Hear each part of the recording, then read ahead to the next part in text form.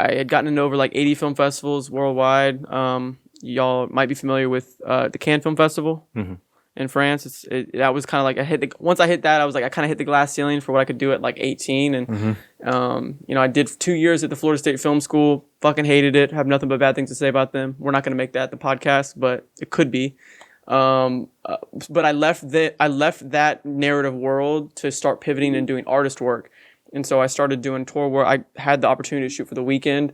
And when I got media passes to do that, and when the internet responded to it really well, that just kind of opened the door for a whole new career path and a real interesting pivot that I've had in my career. And this last 10 months, I've gone on to shoot Nav, Tusi, fucking Future, Quavo, Boston Richie, SCY Jim, a lot of these upcoming Florida artists. Me and Boston Richie have a music video coming out for his new album soon.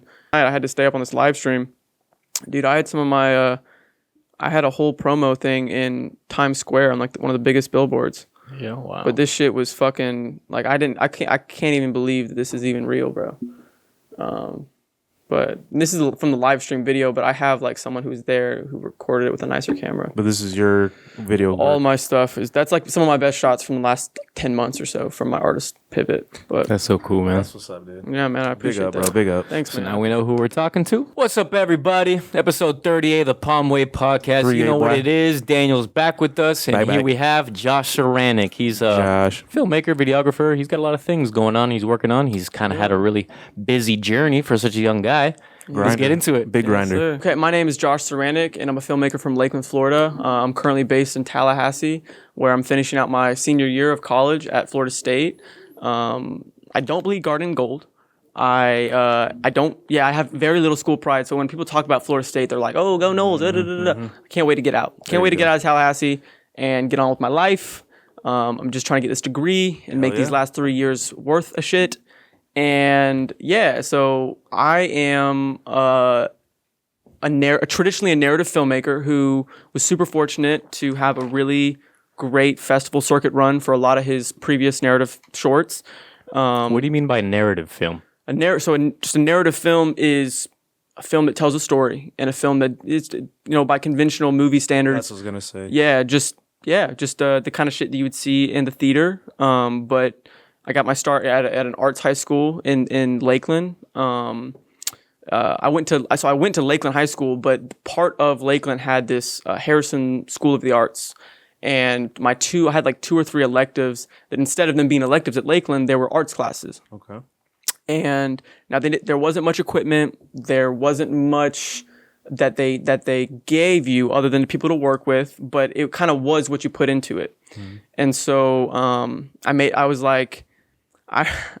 I've always loved movies. I grew up, like on some weird, like in first grade, I was watching like John Wayne, Clint Eastwood, old ass like 007 movies.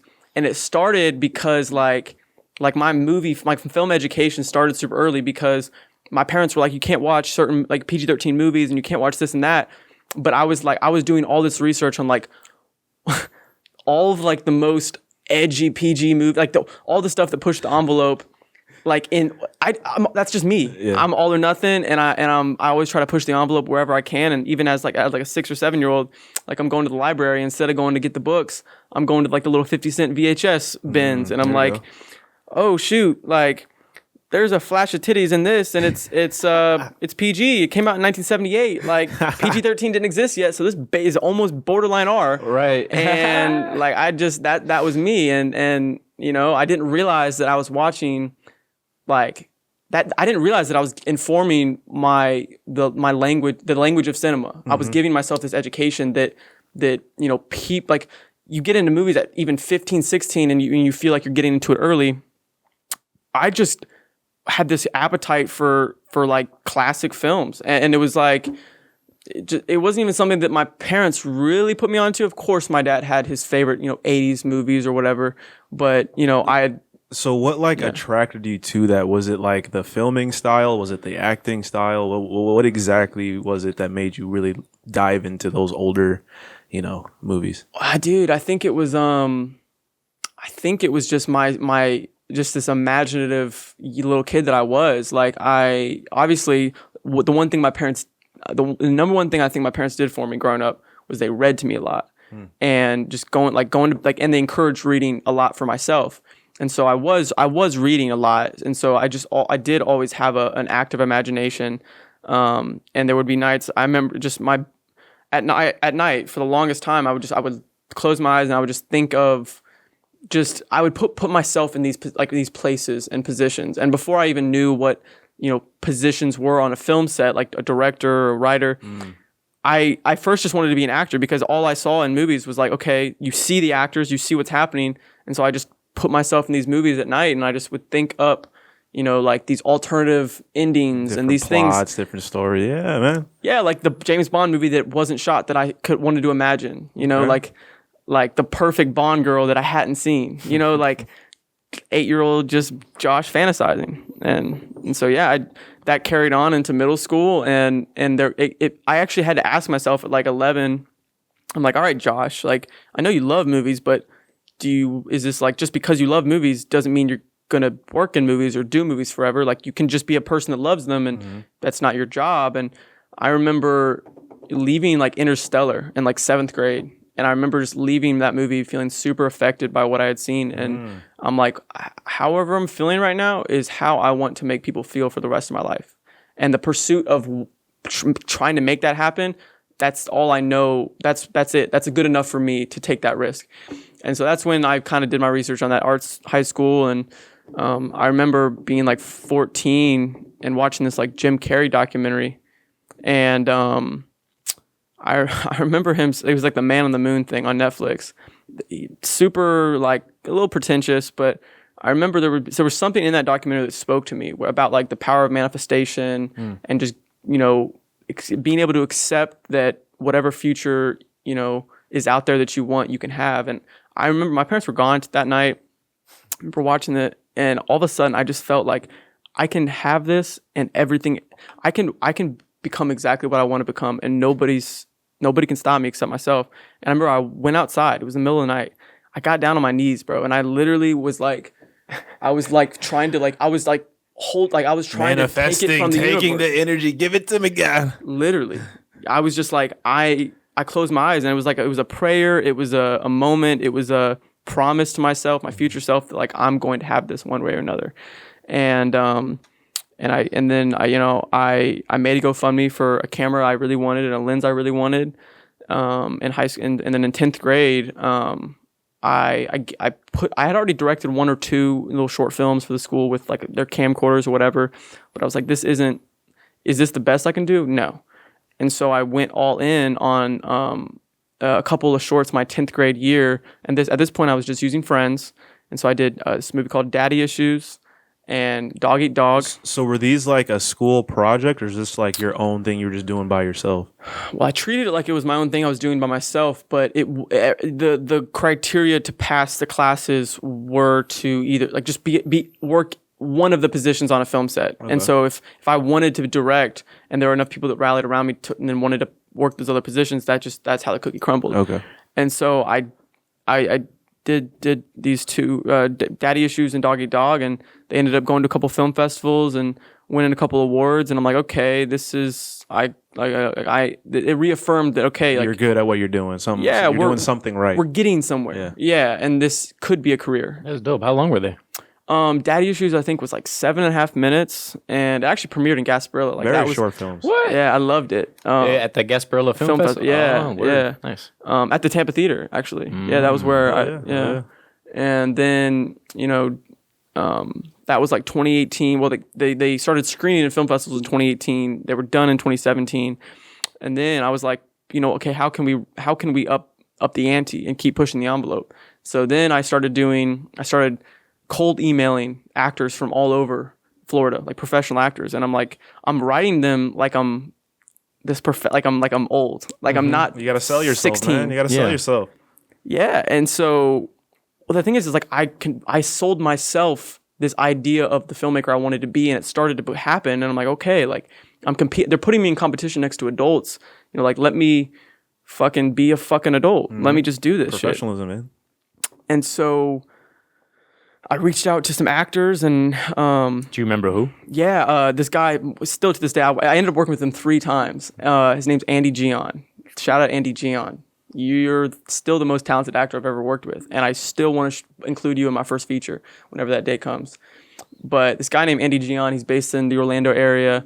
We did a real short movie called Hopes and Dreams, and then I got a lady called Aaliyah Figueroa. And she was she's another crazy talented actress that she'd been on Ballers a little bit. She'd been on a couple little TV shows.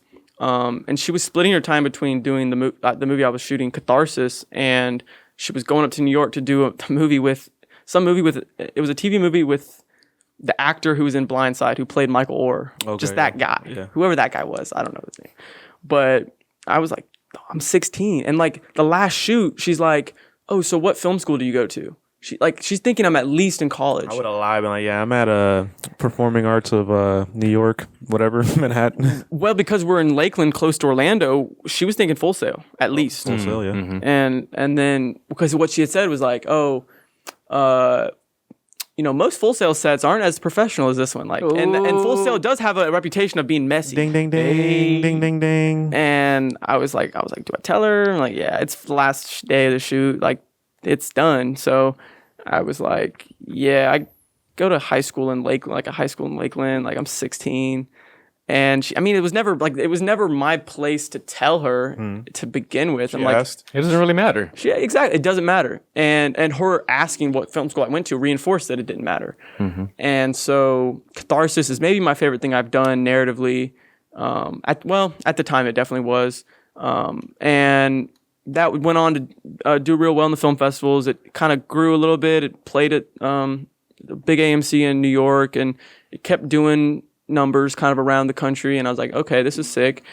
Oh, it almost blew open the door for me to get on a Disney Plus show with Jeff Goldblum. What? Oh, the pandemic fucked me up 100 times over, bro. Jeff Goldblum's that dude, but very eccentric. Dude, so it played in this film festival in New York, and I had these people from like the Nat Geo office in the UK call me, and they were like, yo, we saw Catharsis, and like, we know you're real young.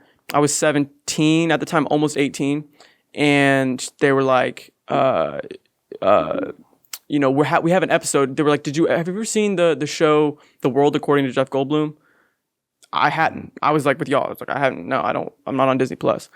And they were like, well, it's a little show on Disney Plus where the first season's already complete. He goes around the country and he just kind of inserts himself into random, eccentric, different creative atmospheres, or even just business atmospheres. Like he's on a farm, on a hockey rink, whatever. And just dirty jobs, head ass. Yeah, it's like him being Jeff Goldblum in places Jeff Goldblum shouldn't be. Yeah, so it's funny. Whatever. But they were gearing up for the second season, and they were like, well, we want him to come and be on like a film set for like an upcoming emerging filmmaker, and you fit the bill because you're young enough and you're starting to get some traction.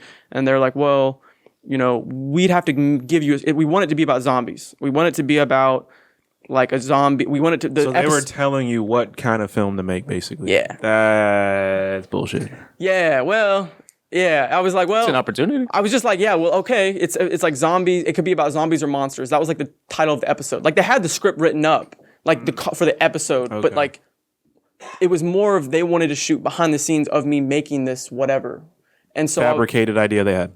Exactly. And so, but I'm like, all right, well, I'm going to switch gears. And I had something I was writing for Harrison, but I'm like, no, I need to do this. And then, the pandemic hit and the whole second season got scrapped. And they every time I called their UK office, they were just like taxing my Verizon. My $10. $10. I didn't even realize, I was an idiot at that point. I didn't know like international calls were doing that. And so that fell through. And that's just one of many things with these industries, bro. It's like, so many people will tell you whatever, and it may or may not happen, but to them, it's no skin off their back if it doesn't happen. But to you, you hear the news and you're like, whoa, whoa, whoa, whoa. And so now I've learned to really manage my expectations with those kind of things, because I'm not going to say 9 times out of 10, but like a lot of times they just fall through. Yeah, putting all your eggs in one basket. Yeah. And so you can't let the highs get you too high. You can't let the lows get you too low. And so coming into that, well, I guess rewinding a little bit, that year when they had called and that started forming, I had just finished probably my my most passionate project that I had ever worked on. It was a horror comedy called David Isn't Here Anymore. And dude, it's with Andy. Andy Gion was in it. He freaking killed it. But it was a story about a realtor who's trying to sell this haunted house. And he's like just struggling. And he can't sell it because every time he does a house showing, some shit happens. Mm-hmm. And they're like, nope. Yeah, and it was like a horror comedy. It was very much like Beetlejuice, Evil Dead, kind of like just fun.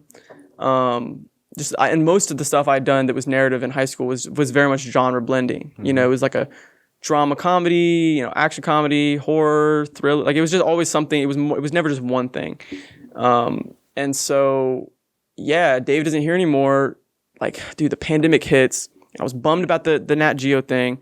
And then, dude, like all of a sudden, the big ass film festivals that like in freshman year of high school, I was like, I want to make that. I want to do that. It all started happening. Like this Palm Beach one, I would have been on stage holding this fat ass check. And like, that was a picture I'd always thought would be cool in my head. Like the money was going to the school, mm-hmm. but like just that look, just mm-hmm. the check. Like I wanted that. But Breaded clout. Yeah, dude. Pandemic hits, virtual. All these film festivals went virtual.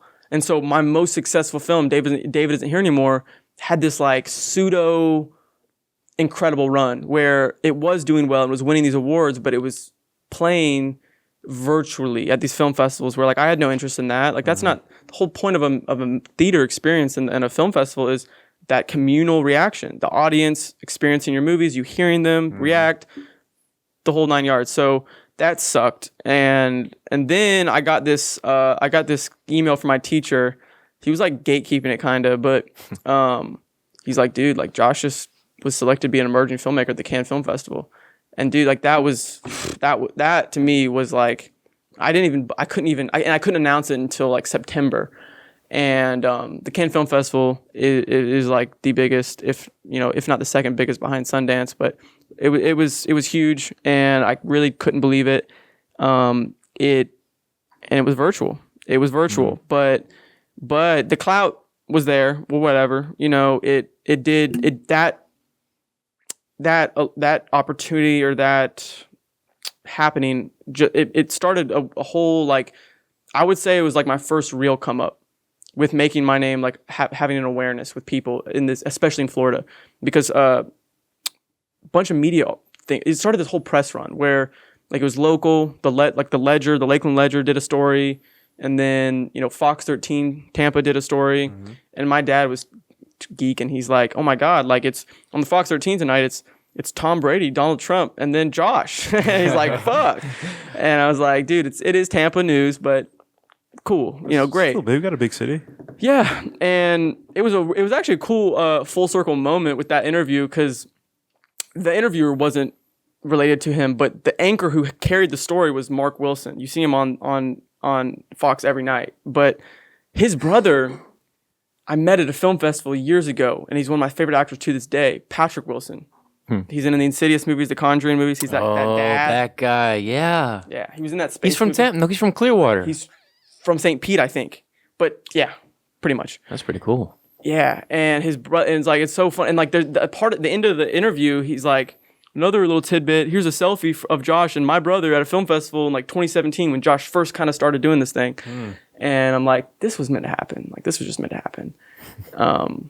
And then, I did 2 years at the Florida State Film School.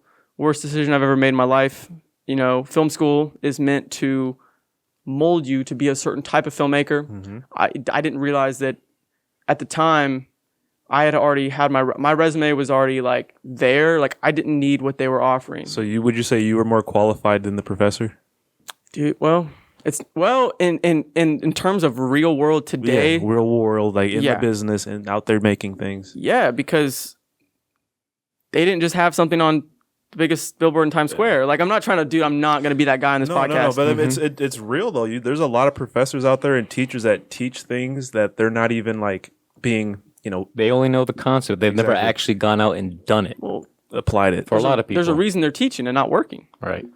Yeah. And these guys, like, it's not that they didn't have a successful stint or they weren't knowledgeable. It's that you're 50, 60, whatever, you're teaching in an industry that you are no longer in, that has evolved past you. Yeah. It's no longer like it's this whole like, be able to know every position and just level playing field and don't double down on your one strength, but just be a well-rounded jack of all trades. No, fuck that.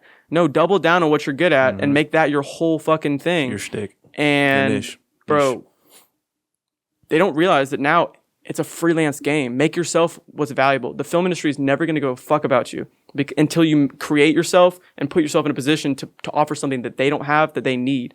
And so, no, I'm not going to deliver. I'm not going to run around with coffees and be a PA here and there. Yeah, waste of time. Waste of fucking time. Not always a waste of time. It is though, but there's no guarantee. Yes, exactly. It might work you might work up to the ranks and shake the right hand. But you got to know somebody. You really got to know someone with those kind of positions. Right, which isn't a guarantee. What is a guarantee is betting on yourself. Yeah, there you go. Making your own resume, undisputed. And so there's a million other things I could get into about the film school. It was very performative, pseudo creative. It was I was subject to a lot of almost bullying, and it was something where I went into it and I got into film school with D's on my report card, and even just getting to FSU, that's not something that would happen, but like the film school is like a 3% acceptance rate, and it's not because they're the paramount of whatever. It's because they only accept like 15 kids because they can only teach to that many. So what I'm getting is it sounds like they were putting you in a box at that school. Okay, they didn't let you really kind of do what the fuck you wanted to do. Yeah, dude. Like I said, I was used to hiring actors, and then my first film, like they're like assigning actors, and they're saying, one location, 4 minutes, this, that, the third. And then someone else who has less passion and skin in the game is going to be your producer and tell you what your boundaries are. Yep. And when these people are used to being alphas in their respective environment from wherever they came, and they see what's going on with me, and they see they're projecting all this shit that the people hated me before they met me. And it was because these advisors in the film school, they kind of propped me up to certain kids that were seemingly insecure, like, just wait till you'll meet Josh. He's a great, creative force. The committee fell in love with him. Da da da da da. Is that a lie though? It was true. But they were doing me a disservice without realizing. They had pure intentions in telling certain kids that. But when you tell a kid that who comes from being an alpha or whatever and is in this weird competitive mindset, they're like, they automatically are like, no, fuck that. Like I want to be talked about. Like no, like we'll be better. Well. They have all the rest of this next semester to be better at fucking. You leave FSU Film School with 15 minutes of content to put to your name. The 4-minute film I did for them, which was the only film that any of my class, like we all did a 4-minute film. I was the only one that got picked up by Amazon Prime for a couple months. Went on an award in Miami. Tough. They sabotaged my fucking film set. My producer only gave me like half time than everyone else. They gave me bad marks on everything. They hated me. Okay, so is that just the usual thing? Is just short films here, there, so you don't have a really great portfolio when you leave? Because I feel like if you go to 4 years of, movie making school, you'd be able to have a nice, maybe even 1 hour movie out, for people to see. Yeah, that's just kind of how the university system works. Is they take people, they turn them into pawns. You know what I mean? You're in some sort of neuroscience college. You're just there for a pawn for the professor's ambition. The professor has some sort of project that he's working on, and you get the best students to help you finish your project, and the professor gets the credit. So at the movie school, I want to say it's the same thing. They're just trying to create these little pawn filmmakers to support the industry at large, right? Instead of creating real independent film directors and breakthrough filmmakers. pioneers. They're not trying to boss you up, because you have to think about like, what are they getting out of this? Well, what they're getting out of it is, say your movie goes on to win money somewhere, the school gets all the money. I just say alumni. But you're already paying. But you're paying to go. But then all the fruits of your labor go right back to them. Bullshit. Yeah. Bullshit. And so, and they own your films, which this is just, I'm just going to say it, bro. Like, and we don't have to dwell on FSU Film School because they're at this point, they're a footnote in my career. But a documentary I did that was about to take off and have an insane festival run, I had to dead that shit because I got threatened to be sued from the film school. This was 8 months after I left the film school. It premiered at a film festival, and their kids, I still occupied headspace in these kids' brains. They were like, they happened to be at this film festival in Tampa, and this is 8 months after I left.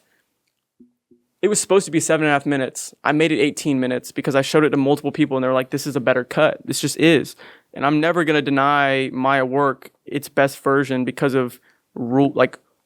Rules are only made by people who are no smarter than you or I. Like, it's like, yes, it's a rule, but like, okay, I'm gonna live and die and bleed film, and if that's gonna be what's happening, then I'm not gonna sit around and watch a less quality version get put out.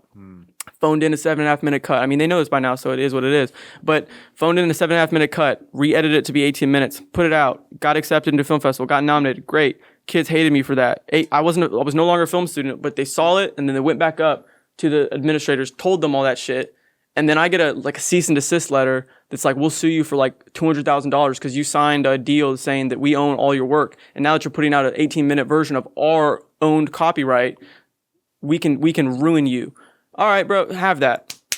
All right, I'm gonna go to the Yingling Center and shoot for 2, see you next week, and then I'm gonna pivot for a second because you know what? I've hit Mount Everest in this world, and for what I can do as a student who's in Tallahassee with no budget, it's like I've done the whole run and gun guerrilla filmmaking, no budget, small group. I've stretched that to the maximum, and so I'm like, what haven't I done?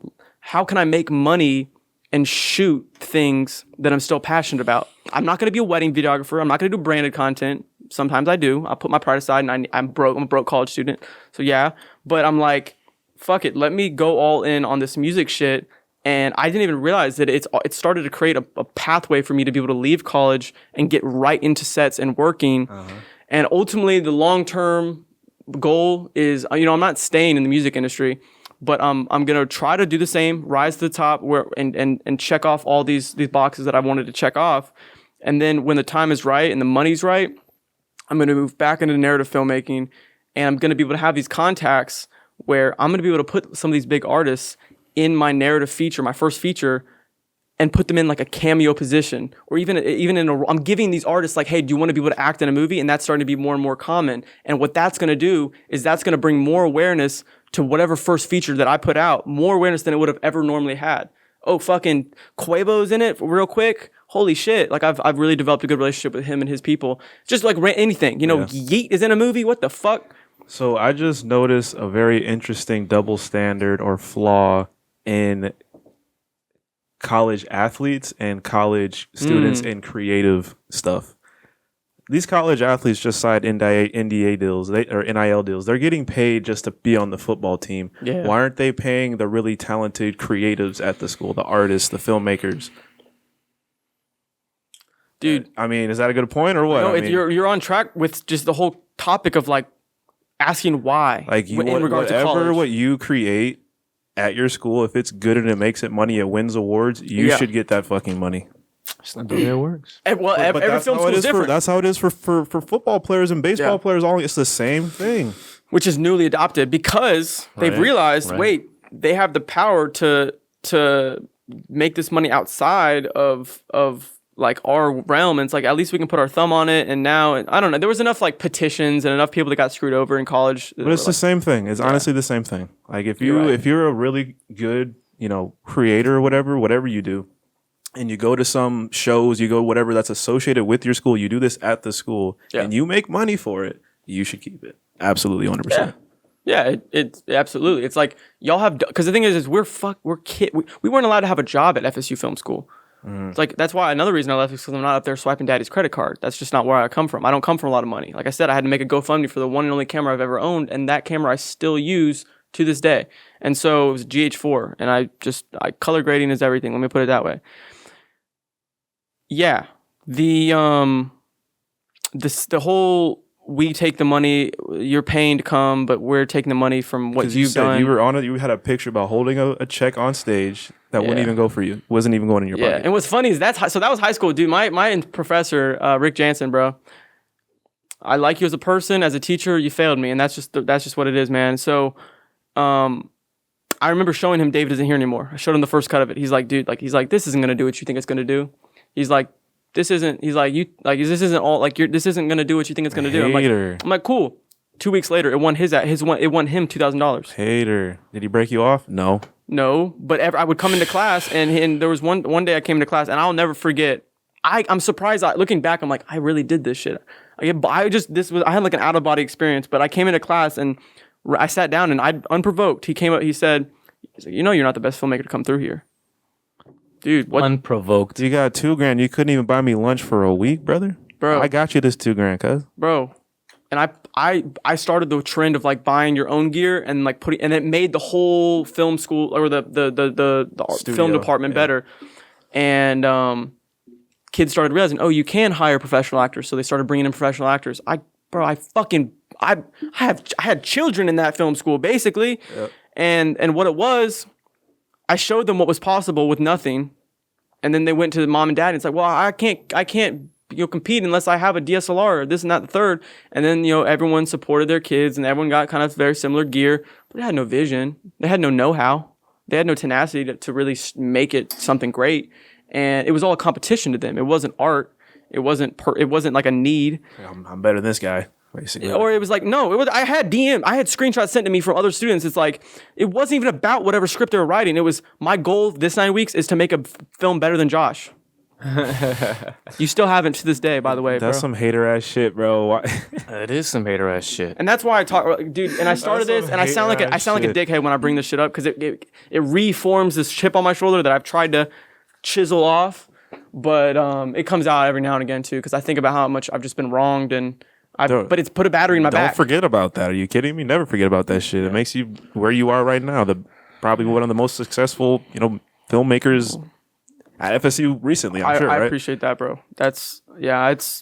I'm not even gonna put a label on it. I'm nowhere close to where I want to be.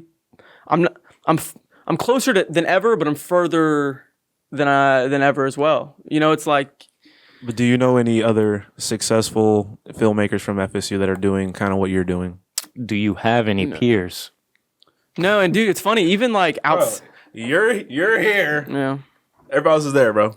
And bro, like, well, whether or not that's true, it's something that I can't tell myself because I'm not like, my headspace isn't local to begin with. My physical body exists in Tallahassee, but I'm not in competition. I'm not even thinking about y'all. Yeah. Do y'all's thing. Yeah. But I'm competing with the greats, and so I'm not there yet. And that's different, bro. That's a different mindset. That's a coping mindset, cuz. Well, yeah, it's like. If I don't think of myself as being able to achieve anything that I've seen done by people no smarter or no more talented than me that have more resources, what am I doing? Like, who am I to not think I can do that?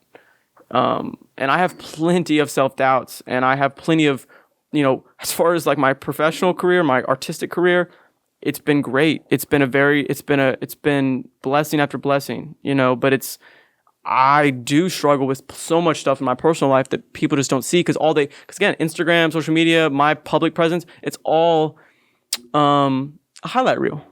And that's all. But the thing is like, that's okay because it's no one's bit. Like, I tell myself sometimes it's like, damn, I feel like I'd be better appreciated if people knew, like, I'm not going to say I got out the mud, but I got it out the sand. I've walked through some fire and I've survived some shit that I didn't think I'd survive. Like I have just gone through shit. I've dealt with some trauma, some insane, and that's not even a word I would use before 2 years ago. Trials and tribulations. Trauma. No, like all of it. Yes. The 3 T's, trials, tribulations, and trauma. That has been the story of especially these last 3 years, but I'm starting to see where God is just working in my life over time. And all of this stuff has made me who I am, like you said, and it's made me lean more in on my gut and like what I know I can do, and it's, dude, like,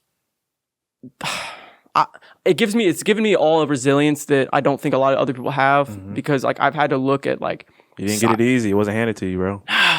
Definitely not, and I don't want it to be. I know it's not going to be.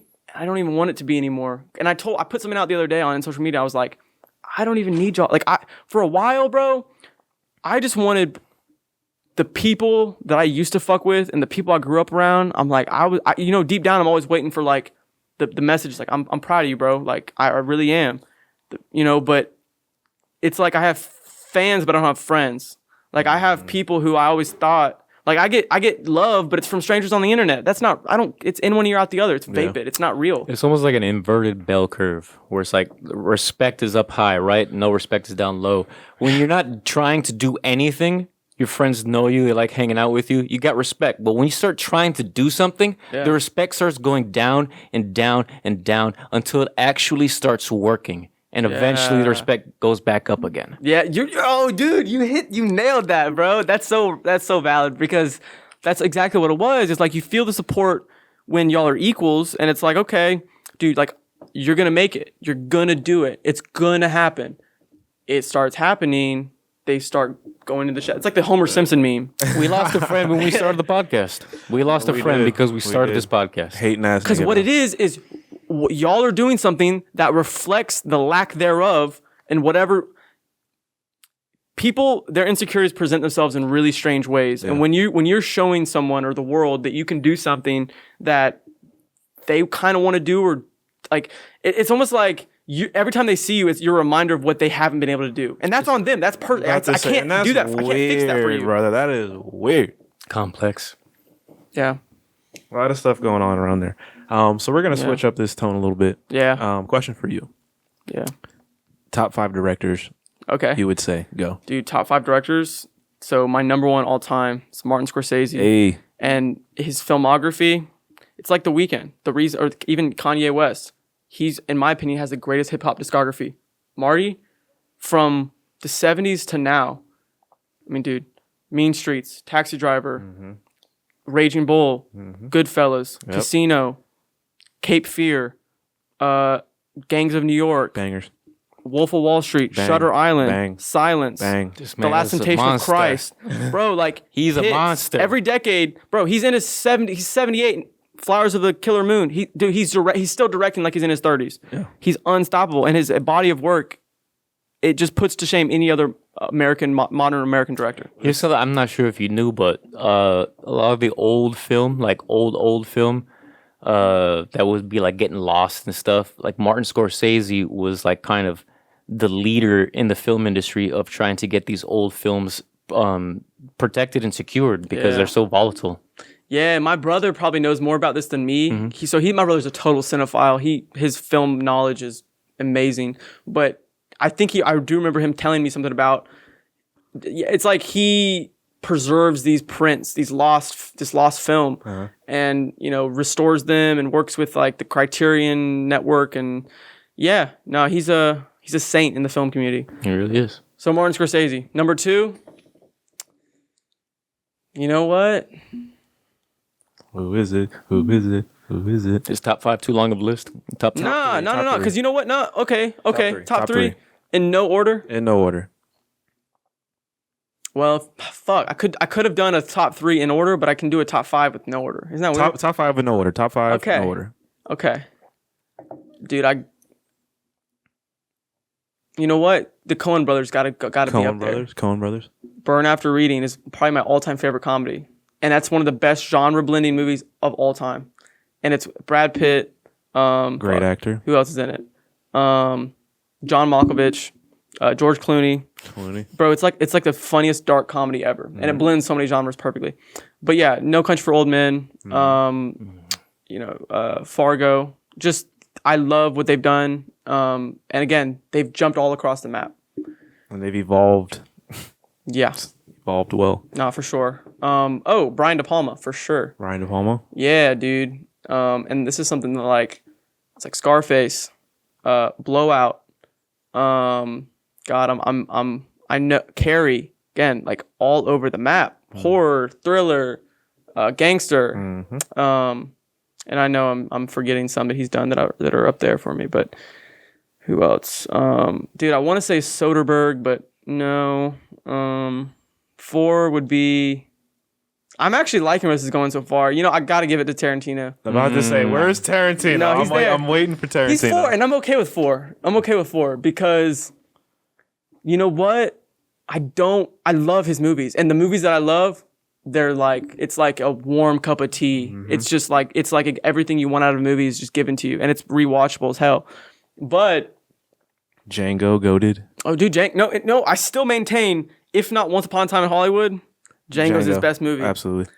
And if I had to probably rank his movies, bro, it'd be like Django, Once Upon a Time in Hollywood, Pulp, Reservoir Dogs, Pulp, and then probably like Jackie Brown, Volume 2, Volume 1. I know people put them together, but yeah. And then what am I missing?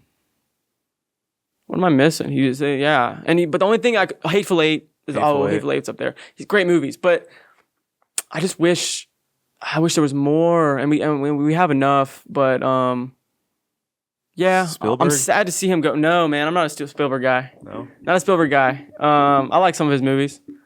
Tim Burton. Oh, I love the Tim Burton Batman movies and a lot of his old newer macabre stuff. But I'm trying to think, bro. You know what? I'm gonna go on my Letterboxd real quick because I'm gonna if I've already messed up the 5, I'm gonna make sure 5 at least ends with like a truly accurate. I don't know if y'all know Letterboxd. I hate to be that guy, but who directed the Avatars? Oh, James Cameron. James Cameron. He's up there. Michael Bay. Dude, people don't respect that man enough. I fuck with Michael Bay. He gets memed pretty hard, yeah. Yeah. Dude, Pain and Gain is like the best thing ever. Pain and Gain? Pain and Gain. Dude, I don't think I've seen that The one. Rock's best performance, but it's Mark Wahlberg, The Rock, and who else is in that movie, bro? John Berthnall, I think, is in it. Early 2000s? It's like 2013. Okay. Dude, but it's like, I won't even hesitate to say it's high art. Go, if y'all haven't seen Pain and Gain, directed by Michael Bay, it is special.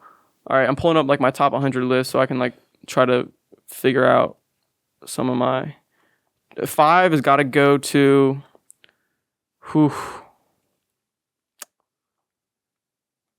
oh fuck switch out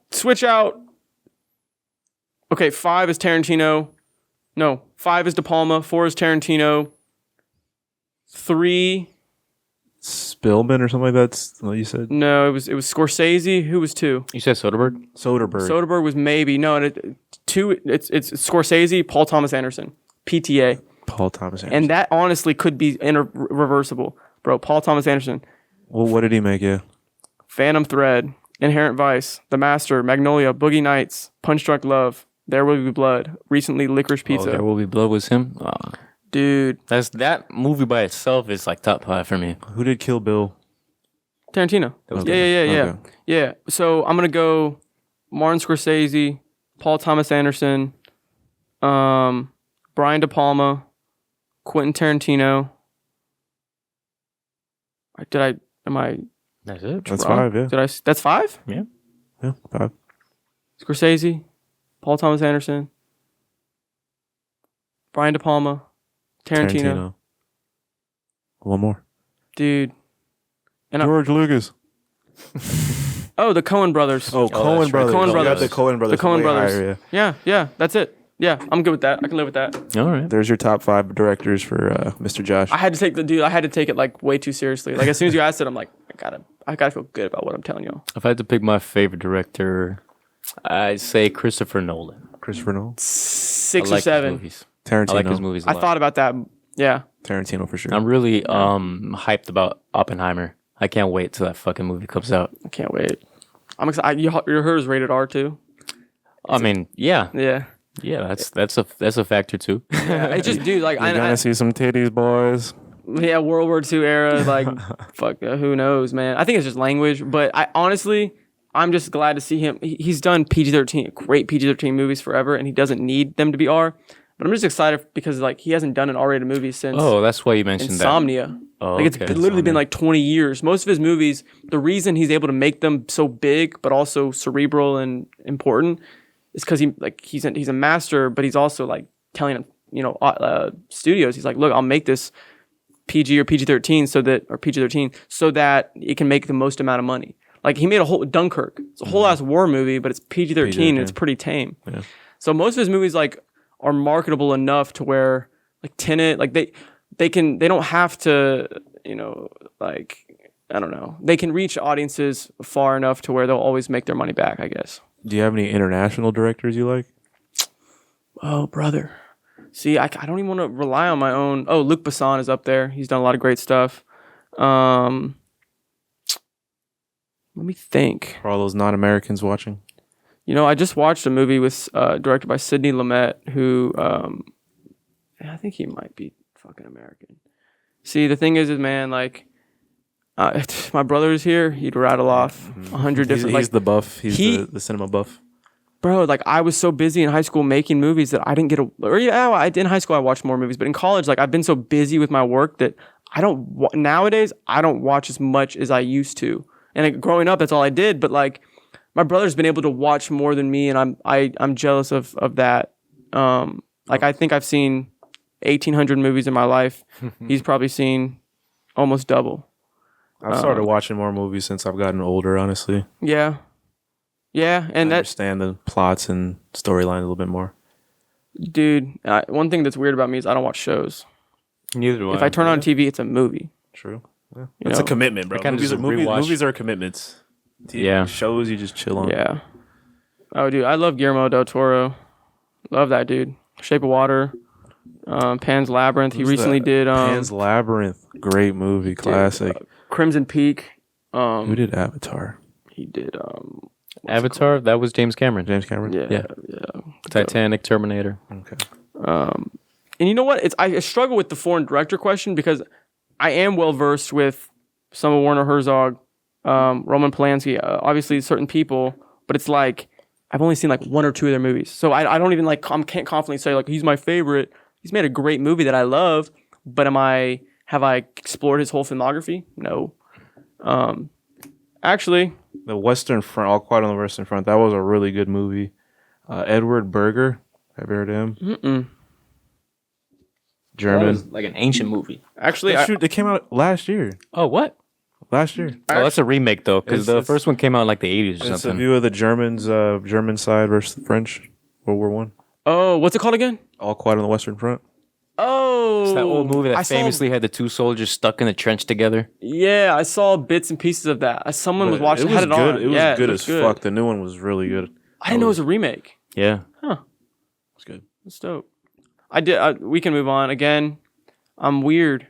I have to if I give you an answer, I have to feel it. I have to be. It has to be real, true.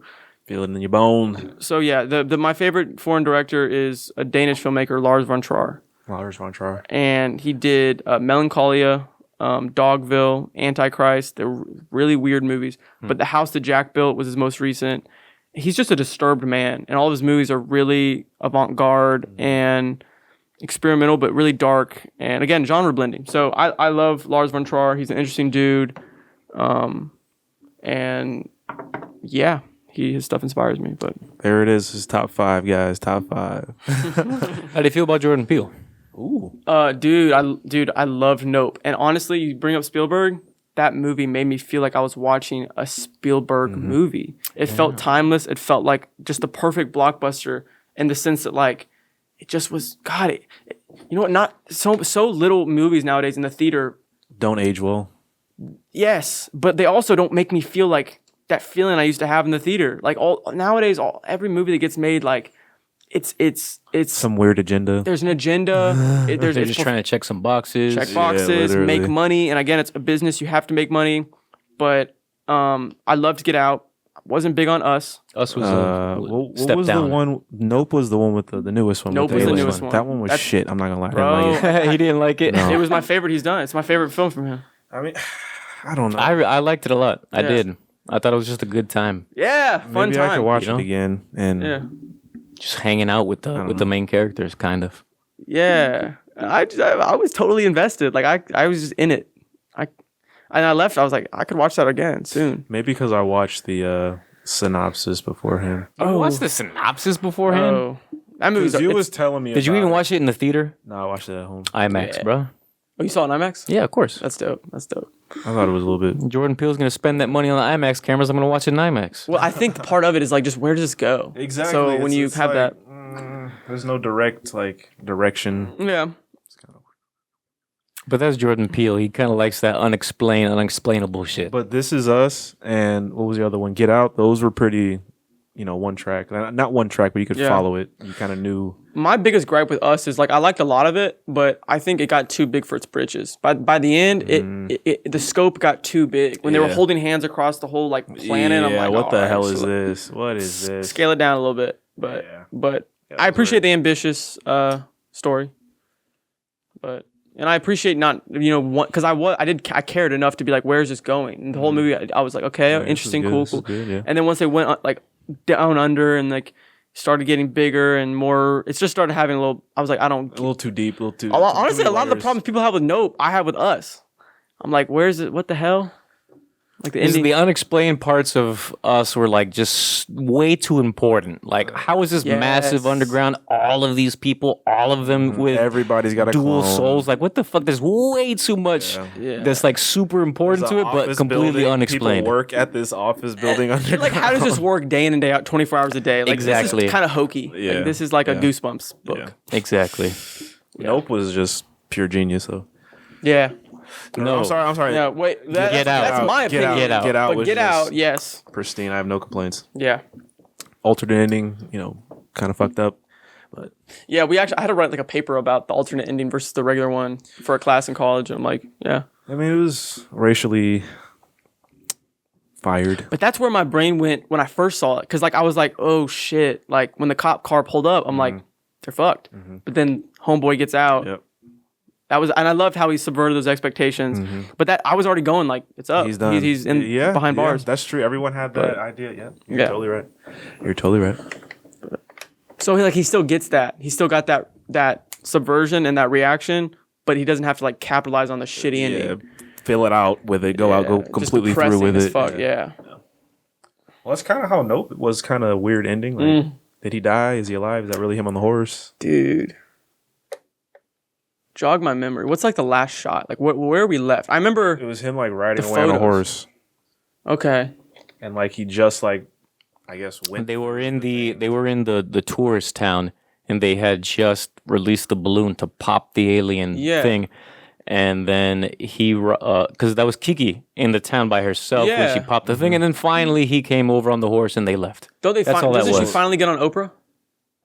Oh, I don't know about that show. No. Maybe if there was like something at the end of the credits where she was on Oprah, but I remember there was a touch point throughout the movie where it's like we have to put it on Oprah. Like they were just trying to they were clout chasing them about aliens. Yeah. But yeah, the little Asian guy from Walking Dead he was good. Yeah, I liked his. He needed to fucking run, but I get it. The whole like that part was actually one of the most interesting parts. The gorilla or the chimpanzee thing. They were buddies, and he fucked up everybody else on the set. Everybody. Yeah. And then he was about to give him a ham bung.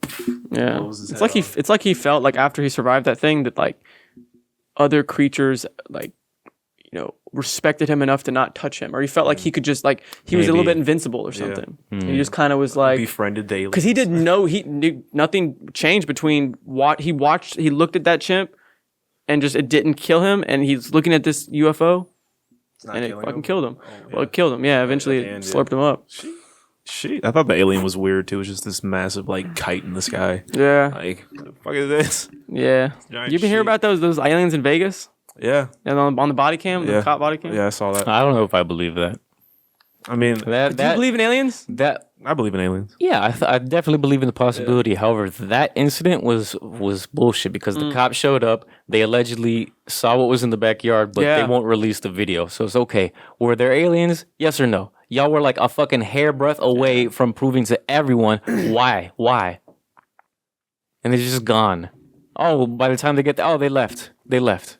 It's like, I think it's one of two things. It's either complete bullshit, or on the other end of the spectrum, conspiracy theory, like total conspiracy theory mode is like they saw everything that we need to see as far as answers go, and they covered it all up. And the government is like so powerful enough to just make it go away and make people question like that. Yeah. But it's one of the two. Probably bullshit, but crazier shit has happened. We did not land on the moon. No, I don't think we don't have to go there. Drop the mic there. Yeah, we did not land on the moon. Episode 38. Yeah, I mean, it was a little crazy to think that. Just looking at the videos now, it's like, what the fuck is this? Go watch 1968. It came out in 1968. 2001: A Space Odyssey. It came out in like the 60s. Can't watch that. Stanley Kubrick did it. It looks better than every Star Wars movie that's ever come out after. But that movie is proof enough that we had everything we needed to convince people that we can go to space because it looks so real. And they did, in my opinion, I'm not important enough to get killed yet by anyone, but they did recruit Stanley Kubrick, and in my opinion, they worked with him on filming the landing, and he actually hints to it in a lot of his movies. In The Shining, little Johnny is wearing like a little rocket sweater, and on like and it's like 2 years after the landing, and the carpet, they have like the patterns are like kind of rocket shaped, and then I think the room number has some correlation to the rocket or something, and he had a weird, mysterious death. And his last movie, Eyes Wide Shut, dealt with the cults and like the Illuminati and like this weird, and he like died really mysteriously. Giving us some hints, a little too many hints. Bro, there was something that was, you can look, y'all can dig into that later, but in my opinion, they shot it out in like New Mexico or something in a big soundstage studio. I think they shot a lot of it underwater because underwater simulates that no gravity float stuff. And there's even been other stuff that's come out, more modern shot videos from the moon landing or just orbital, like, because we only went to the moon once or whatever, even though technology has gotten better, and we're like, why haven't we gone back? Exactly. There's nothing there. There's nothing there. Oh, you saw the whole planet? Yeah, like, no, y'all, like, nothing. That's like coming down to Earth and just being like, Lakeland's cool. Everything else isn't worthwhile. I don't know shit. How long was the broadcast anyways? Like, how long were they really on the moon? Was it just a quick little 20-minute break and they left? Like, Bro, they convinced us that like AIDS came out of nowhere. They convinced us that like the crack epidemic came out of, like, the government doesn't give a fuck, and they get off on just being able to lie to our faces about bullshit. But I saw some interesting videos about like the people that are in space at the space stations. Like, it's all bullshit. Like, you can see like their shirts being like pulled with like wires, and like you see this guy literally float through one of the buildings into another room, and like he fades as he's going into the next room. What do you mean he fades? Like the green screen comes out a little bit. Yeah, he like fades like. Like you can tell it's like a dissolve fish filter just pushed them to Jesus I always had two schools of thought. Okay, it's either it's all bullshit or we really did get there, but the logistics of filming something on the moon is so stupid that they just did it in the studio instead, because the whole purpose of us going to the moon was just propaganda. You know what I mean? Like, we're a good nation, Russia sucks because they couldn't do it. So I'm like, did they, if the footage is fake and we can prove that the footage is fake, does that mean we didn't go there? I don't know. I don't know. Yeah, I guess it's their. Because getting to the moon is one thing. Getting to the moon with everything that you need to film and then fucking go, I don't know, film yourself on the moon is another thing. What I think is if we could have gone on the moon today if we want to, but there's obviously something they're hiding on the moon that they don't want us to see. Maybe. Yeah. I think they're hiding something on the moon. I think. Either way, like with what you're saying, either way we're being lied to. Either way we're being lied to. So it's like, what's the difference? Like, if they can convince us, if they can pull the curtain over on us and make us think that this happened, what else what else? Okay, it just sounds ridiculous that this is even like in the 60s. This really happened in the 60s, right? Like, what else are we like? It doesn't sound ridiculous that they are lied to us about, that we don't even think. It's like there's like three main conspiracies, like 9/11, the moon landing. These are main things that people can poke holes into. What did they actually do good past us? Yeah, that we aren't even thinking to question because there's no reason to. John F. Kennedy was not killed by the shooter on the grassy knoll. We've debunked that. What was it? The shooter, the driver, turned around, blasted his ass. No, the Smoking Gun documentary to me sums it up the best. Who's that? Who did that one? I don't remember who did it, but was it just recently? No, it was like a couple of years ago. Because I'm gonna drop another name. Oliver Stone is a great filmmaker / documentarian, and he just did the JFK. Like 2 years ago, off of some freshly unclassified stuff. I saw his interview with Joe Rogan about that. Oh yeah. And I wanted to look into that more. I like his work a lot, but it was almost like, and I know I need to look into it more and read about it. But like after I watched this one documentary on it, I'm like, I'm sold. Like I'm good. Like I'm good on any other thing that comes out because I know it's bullshit. Because it's like, and this is what the documentary said, but. They're driving, and there was a shooter, but people think he was like a government, just a stand-in actor, crisis actor. He scapegoat. The first bullet misses. The second bullet like goes through his like leg or something. And what happens is like the car behind him, like the CIA guy, like stands up with a gun looking. They hit like a speed bump or something. They hit something in the road, and like the gun goes off. And when they look at like the bullet trajectory and the shrapnel and what it did to the flesh on both sides, it's like they're different bullets. It's not coming from the same gun. The trajectory's whack, and like it's like angle wise, it doesn't make sense. And then what it does is like one passed real clean through. And it went through like his shoulder and then into his leg. And it went through like multiple limbs clean. And then the other one like fucked his tendons up and his flesh on impact. Around. Yeah, like different guns, different bullets, different effects. And so... 2 shooters. Is that the new theory, 2 shooters? Not what they're telling us. Yeah, that's all. Yeah, I couldn't tell you. But yeah, the fact that... And then there's also these weird details where... The shooter, like this is such when I say it out loud, it's like, yeah, this is like a movie. The shooter, he's like going to jail, and this crazed guy kills him before he can like get really like, have his time in court or whatever.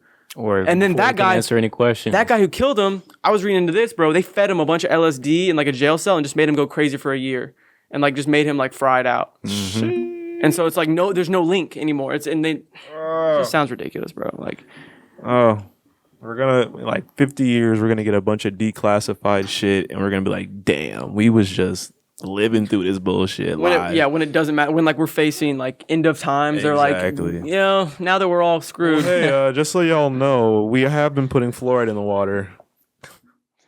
Oh, my word. That's a whole nother... Dude, I'm trying to decalcify my pineal gland as we speak. There you go. I'm using no fluoride toothpaste. I'm trying to drink. Again, you can't... The microplastics fucking suck, but I'm drinking more bottled water and like... Spring water, not purified water. Spring water. Yeah, Zephyr Hills. And, yeah, man, I try to do my best, but we don't know what's going on. I just went paleo. So, like, I am trying to eat a lot cleaner, and I've noticed a lot of different changes, bro. So what is that? Just like fruits, vegetables, fish? Damn, you actually kind of hit the nail on the head. It's eating like our ancestors. So it's meat, fruit, veggies, nuts, eggs, pretty much just no processed food or no refined sugars or like processed anything. And so I'm like week 3 and I had some high blood pressure and I had some inflammation stuff that was going on. And dude, you go through a paleo flu, where like you're real foggy and like your energy's off and you're just tired and you're craving, that kind of goes away, but it's still week 3. So like, I still feel like the best is yet to come. It's right around the corner. After like 1 month, people say you really just feel like super energized. I haven't hit that reset button fully yet. But bro, the effects I've already noticed is motivation enough for me to keep going. Day like 5, all of a sudden, I started seeing it like 4K. Like, shit you not, bro. It hasn't gone away yet. I'm not even tripping, bro. 4K vision. Bro, my sense of smell, it's like I'm smelling the world for the first time again. Like, it's like too much. Like, I didn't realize that my house in Tallahassee, like, smelled like shit. I'm like, bro, like, my roommates fucking smell. Like, this shit, like, oh my God. Like, it's like I almost wanted to tone it down. Like, senses, you can go back to how y'all were. But now I'm like, okay, no, I'm just a superhuman. This is paleo. Like, I'm starting to get into, like, my ancestors, like, primal, like, vision is, like, I felt like not only am I seeing, my close vision and my far vision, that's improved. But like blues, especially, I've noticed blues. I'm looking at my photos on my phone, like my work, stuff that I've color edited. This looks different, but better. Like apps, all the apps on my phone, like Twitter looks different. The blue looks better. And I'm not even like, I didn't convince myself of it. And then like, I'm like, oh, well, this kind of comes and goes. Every morning, I'm like, this is cool. Like, it's still new, and it's cool enough to it's still noticeable. My bowel movements are phenomenal. No more bloat, no more gas. Like, I can eat as much as I want at night, and like I'm just like I'm full, but I'm not like stuffed. It's not that feeling of like ugh. My sentences kind of coming to me quicker. Like my mental clarity is a little bit better. I need less caffeine to feel up, and yeah, it's oh, and dude, I had chronic like arm pain from I was kind of like abusing Adderall for a little bit last year, but and mixed with like weed, it's not good. But bro, I have like certain pains in my body, not just that like went away completely. And then I'm starting to realize like everything wrong with us can be fixed with our fucking diet. Yes, fuck Western medicine. Shout out Dr. Sebi. Look, I want to get more into that. Actually, the one thing I'm missing, because I take a lot of supplements too, I want to start taking some sea moss. I've been hearing some crazy stuff about sea moss, and I'm trying to get on the sea moss wave. Yeah, dude, health is wealth, brother. And I didn't, dude, because there was enough about me that was fucked up that I didn't think I could fix or influence, change with, that I was like, I'm just fucked. You know, I'm going to smoke weed. I'm going to go to bed. I'm going to eat like shit. I was eating fast food all the time, but because my metabolism is fast enough, I was, you know, playing basketball for hours. I love basketball. I play it, you know, almost every day for hours and hours. And that kept me healthy enough on the outside, but on the inside I was unhealthy because I was binge eating shit. I'd have one meal a day and it'd just be from wherever the fuck, Checkers or whatever, because I live around a bunch of fast food joints in Tallahassee.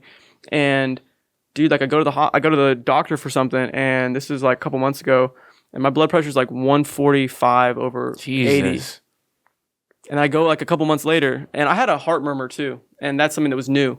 And I go back and like they're like, oh, it's like 140 over something. My bottom number's normal, but my systolic, it's like diastolic, systolic. Systolic number's high as fuck is 140. So I'm like, you know what? I've been going all in on my film and all in on my career. It's time to go all in on my health. And so I've been sober from alcohol over a year now. I coming off 3 weeks of weed. About to say, I was gonna ask that you still smoking weed. It's a relationship I'll probably revisit in the future. But again, it's done a lot of harm reduction for me in the past, and it's been a great tool for some of the inflammation and shit. But because I'm such an all or nothing person, there's no such thing as moderation, and it becomes something that just kind of takes over. And money spent, blah blah. Yeah, and I'm broke, and you can't just buy I can't just like buy an eighth and be like, I'm just gonna smoke this throughout the week. It's gone in a day. No, I'm rolling 3 blunts that day. Moderation just doesn't exist, and so I had to look at it. I'm like, all right, you've gone all or nothing on all these other areas of your life. It's time to go all or nothing on your health, and that's where I'm at right now, man. It's weird. I don't feel like myself right now. Like lately, I've been kind of feeling like weird, but I'm like, it's because you haven't been like so sober in like 3 years, like for real. Like you've been more non-sober than sober, like more days than not the last 3 years in one way or another. And it's like, you're just kind of I feel like I'm finally shaking hands with who Josh was meant to be as an adult. And I'm just starting to like be a big boy. I'm starting to be a man now. And I'm not making I'm 21. Okay. I'm 21. And it's weird, man. It's weird because I live in Tallahassee and everybody's party school, party area. Dude, it's just pleasure. And for years I ran from my pain and went to pleasures. And now I'm just like, it was all fear-based. It was because I didn't think I could change the things I hated about myself. But now because I'm leaning in on that inherent all or nothing, I'm like, just don't be afraid of what you know is good for you, and let God and let your health, just let time work it all out. Because all you can do is the next right thing, and you can't change what happened, but you can change what happens today. And it's like, it might be hard, but like do it. It's worth it. You know, like I'm getting back in the gym after like 2 years, and that's been cool. And yeah, I don't know. And I sound like a monk giving this advice, but I rarely take my own. Like I can say this, but then like I'll probably fuck up in a week or something. But I don't want to. That's no jinx. But like I'm not always on my P's and Q's, even if I believe them. So you hear that, y'all? Stop smoking weed for a little bit. Start eating right, and you're gonna start feeling better. And that's actually, I'm glad. Like normally, I idea of a tolerance break is like somewhat impossible to me. But now it's like I ran out of excuses because it was the arm thing. I had some chest pain last year, a musculoskeletal thing I was going to physical therapy for. It was self-medicating. It was absolutely self-medicating. And I always knew that deep down, like Josh, like if you ask yourself, you would be a better person without it. But fuck it, we're just getting by, and everybody has to define their relationship with it differently. The thing is, everything I'll never try again, I've been able to demonize for one way or another. I'll never demonize weed because it stopped me from doing so much that I would have been in big trouble doing.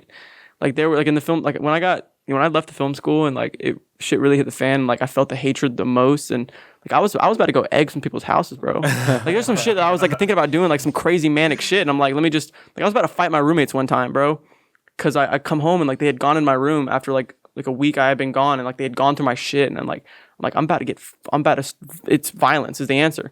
I smoke, you're tripping, bro. Chill, Josh. Like what the hell? No, you're not gonna fight this 25-year-old who owns a firearm. What the fuck is wrong with you, bro? You're losing that fight. Pipe that down. Some days pipe it up and then pipe it down. Yeah, I do that sometimes when I'm sober. I'll just be doing stuff throughout the whole day, and then I finally smoke, and I ask myself, yo, why the fuck did I do that shit? Yeah. This is sobriety is when your mind is the most clear. Not all the time. No. Sometimes.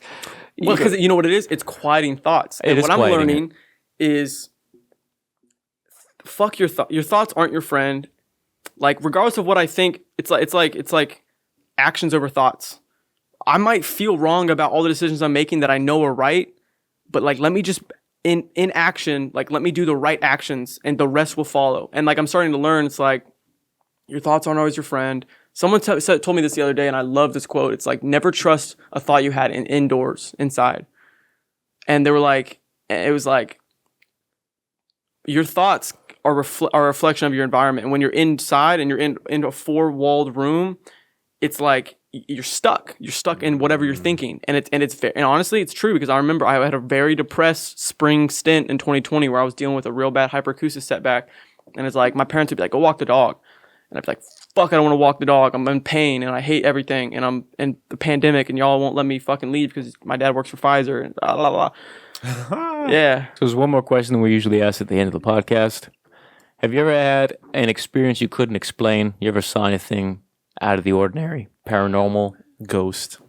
Something, anything? I mean, you can pull up the trailer, but pull up The Haunting of the Drish House. I did a full documentary on my experiences at... Is that on YouTube? Yeah, it's on my channel. It's that one right there, the third down. Yeah. Oh, would you look at that? I was locked in. I was locked in overnight at this old plantation home. This in Florida? Alabama, Tuscaloosa. Experience it on a daily basis. Owner. I also think there are specific entities in the house. That's a real picture from the house. I think fucking face in this. We're going to use a young That's a team of paranormal investigators. They used me as a bait. Did y'all hear that? Is that you? Yeah. EVP. slaves were buried on the property. Tons. I frequently feel the presence of the enslaved people who lived here. Shout out to the people. Yeah, this was the film that I got cease and desisted, so fortunately this is property of FSU, but everything that's in the trailer existed in the 7.5 minute cut, so I can show this, and it's not it's their property, but Have just been the object of Catherine's desire. yeah, the 18 minute cut I had to delete, fortunately. I can't breathe right now for some reason. I'll tell you that story real quick. Catherine, I feel your sadness. That's why some tears are streaming down my face right now. It's okay. Shit was crazy. Wow. Yeah. Wow. So basically, that last part where you saw me crying, man, this is a crazy story, but I had a small team of documentary filmmakers.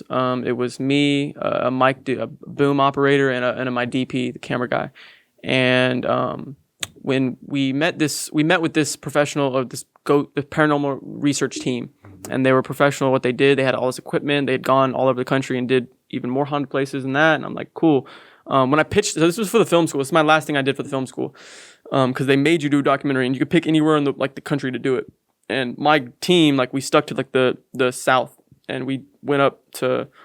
Ended up going to Baltimore for one, but each of us rotated positions, and that's what they made you do, is do every position. And so I would DP someone else's film, boom op someone else's film, but yeah, we did it in Alabama, and so we meet up with this professional ghost hunting team, and the first thing they ask us is if we experience something tonight that I think we might experience because we've experienced it before with other people, Like, I just want to document this, and I want you to leave the house right now, Josh, so I can talk to your crew members so they know. But like, if you you can't know this because it would ruin it. You expecting it would ruin it. Yeah. So I left, and I'm telling you all this as it's been retold to me, and as I saw the clips after as I'm editing it, and as it happened. Were you just in like a weird fog where you don't really remember what was going on? Or? Well, that's the thing is she was able to write. I left, and then she wrote down. She's like, if what I think is going to happen with Catherine, the spirit, he's going to experience all of these things, and she wrote it down. So it was like proof, and my DP like filmed her writing it down. It was like goosebumps, and he'd feel like this pressure on his chest, and he'd feel real emotional, and there was all these different things they wrote down, and like, dude, my hand to God, like. Swear on my nanny's grave, rest in peace. My grandma's grave, like swear on everything. I leave the house. I have no knowledge of this. They write this shit down, and they kind of told them what there's I should expect. Rose scented perfume. They told me that, and I didn't exactly smell that. But throughout the night, I had experienced a lot of weird things. We heard a lot of things. We documented a lot of EVPs, audio capture stuff. Actual voice phenomenon. Yeah, and all of a sudden I'm in a room, and this is a room I'd been in for like the past 3 days. Like, I know what it smells like. All of a sudden, dude, I start smelling like this really piney smell. It smelled like, to me, it smelled like a Christmas tree, but it was kind of sweet and pungent. I didn't realize that was the rose perfume that they had talked about. But the thing is like me immediately saying it smells like a Christmas tree in here. That's me like, okay, I'm smelling something.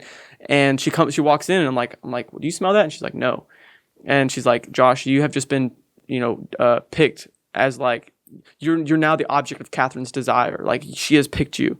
And basically, do we have like 5 minutes? Yeah, 10 minutes? Go ahead. The story goes, it was a plantation home. They had a bunch of slaves. The owner was John Drish. The daughter was Sarah Drish.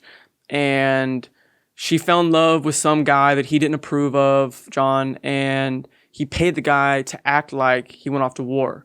Bro stayed in the same town, but she thought he went off to war and died. Mm-hmm. And like, she found out that her dad paid off her lover, and like, it's like double disappear. Bro, it's double heartbreak, because it's like knowing that A, your lover would accept that and leave for money, and then B, knowing that your dad would fucking do that behind your back. So it's just like, she's fucked. She's depressed. And so the dad sets up an arranged marriage for someone in the town he thinks is good for her.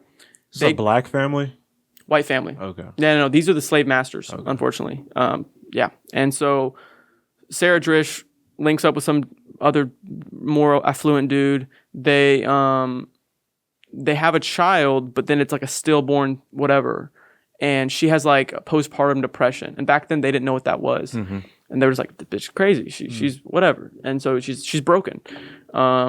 And so he like drops her back off. The husband drops her back off to the house and gives her back to John. And he's like, I don't want anything to do with her. This is this Catherine lady, right? Yes. Okay. Yeah. I said Sarah Drish. Sarah was the wife. We think Sarah was who was in the window. Catherine is the daughter. Okay. Okay. Catherine's the daughter. Catherine comes back home, loses the child, postpartum depression. John is like, you keep failing me. So he locks her up in this room on the second floor where I was. And she can only leave to go tend the garden. Like, she's pretty much he just brings her food and water, and he's like, you're a disappointment. I don't want the town to see you. You've ruined kind of part of my reputation. So if that's how he's treating his daughter, you can only imagine how he's treating the slaves. Yeah. He was an awful person. He was a heavy drinker too, an alcoholic. And so she was only allowed to go tend to the garden, and she would always bring back roses, and she was big on roses. And so and again, I think I was probably smelling some kind of floral scent, rose perfume, maybe not, but I was smelling some floral thing. Yeah. And they live and then die. And they say that she's always had a very strong attachment to like younger, semi-attractive males. Like, if you're just a guy, decently attractive guy, and like, she might cling to you. And, again, that's what they said, is like, you've just been chosen as like the object of her desire. So like, they're like, we have to do this right now. Like, go sit down on the couch. Like, let's go. And I'm like, all right. So I sit down, and she's like, so start talking to Catherine like you're trying to court her for a date, in the 1800s or whatever. So I'm like, all right, Catherine, I've heard so much about you. You sound like a wonderful young lady. It's like, why don't we go out to plantation or pasture and we can have some lemonade and just sit and have a picnic. And I'm just like flirting with like this like spirit from like the 1800s whose dad is a fucking slave master. And I'm like, yeah, I've heard such amazing things about you. And I'm just talking her up. And then, bro, all of a sudden, it's like the whole mood in the room changes. And like, I start to kind of slip into this, like disassociative. I'm just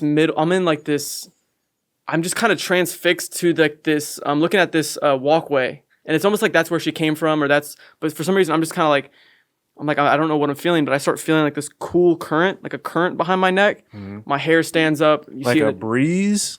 It's like someone put a vent behind my neck. Okay. It's like a gentle, and all this stuff will be explained later about. So it's a gentle breeze or current, and then all of a sudden I feel like I have this pressure on my chest. And it's like kind of squeezing, and I'm like, it felt like a midget just sat on my chest, and I was like, I'm kind of like trying to compensate for it, but I'm like, Josh, that's gonna send you right into a panic attack, so just breathe normal, you'll be fine, let it pass. And so I'm chilling, not really, but I'm sitting down, and all of a sudden I start getting like really emotional, and I wasn't like I'm thinking about something that made me sad. I wasn't just I don't know, or just tears. Wasn't actually sad. Yeah. But it was like an overwhelming melancholy, and I'm feeling someone else's sadness. Sadness is in the air, and I'm feeling it, and it's weighing, it's heavy, and it's on me, it's around me, and I'm supposed to feel it. Someone's wanting me to feel like this, and bro, I get goosebumps even talking about this, bro. But so I get emotional. I say I feel your sadness. Da da da da. We wrap it up. Later that night, she's like, so she opens up the journal and she's talking me through the stuff that I was supposed to feel. And she's like, Josh, that wasn't the pressure you were feeling, Josh. She was behind you giving you a hug. That's what she was doing. And that current you felt, that was her breathing on you. Picture someone hugging you from behind. That's true. The breath down your neck. And it all started to make... Boy, yeah, bro. Boy, goosebumps. Oh, trust me, bro. It all started to make sense. The goosebumps and then like the emotion. It's like, she's like, holding on she's like holding on to a lover she can never have. Mm-hmm. And I felt that melancholy and that sadness, and I'll never forget that, bro. It was so real. And then later that night we were doing the spirit box, and John was telling us to go to hell, and we're like, well, we're wrapping up, because it's like, yeah, because we couldn't get trying to piss you off, guy. We couldn't get a good night out of him, and like that's the way they wrap up their thing is like, all right, say good night and we'll leave. Fuck you, get out of my house. Well, no, this is I go. And we were kind of toying with them. They're attention whores. Ghosts, they when you're asking them questions a lot, sometimes they'll just stop because they're like, you're in my house. The fuck? Like, I'll give you energy when I want to. But then you start talking amongst yourself, and they start like being like, they start talking more. Yeah. Start hearing stuff. And so at a certain point, John was being kind of quiet, and we're like, we didn't come all the way from Florida just to have you go quiet on us, John. And he was like, go to hell. And then, he said something like, so brother, you go to hell. You're stuck, bro. You go to hell. Dude, seriously. But there was one more thing that was creepy about it where, I'm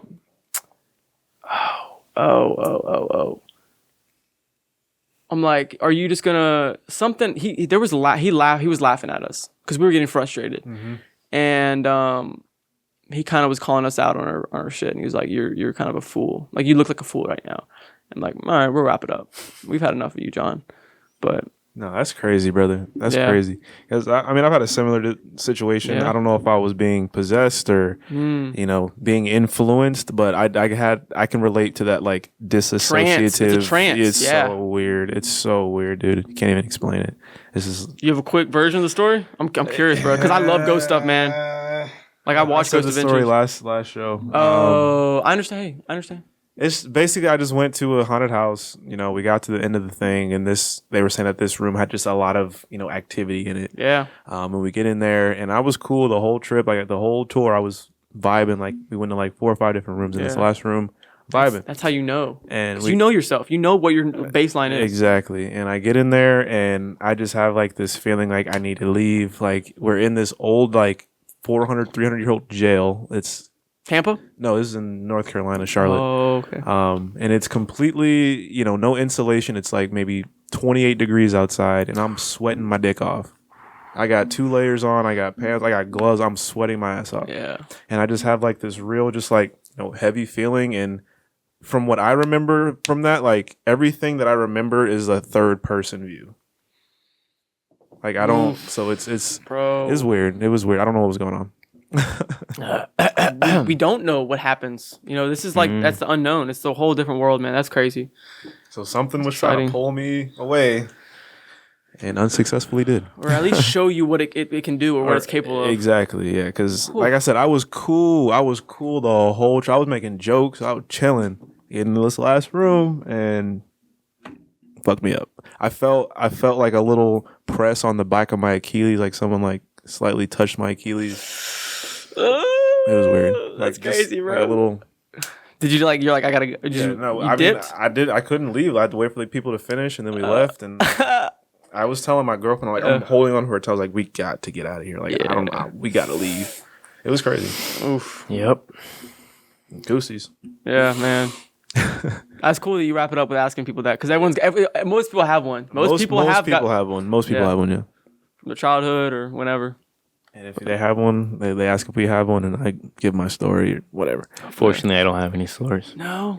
I've seen a UFO, and I felt something one time. So one time I was at Walmart, and it's bright as hell as Walmart. It's at night, but all of the parking lot lights, you can't see stars in those heavily urbanized areas, right?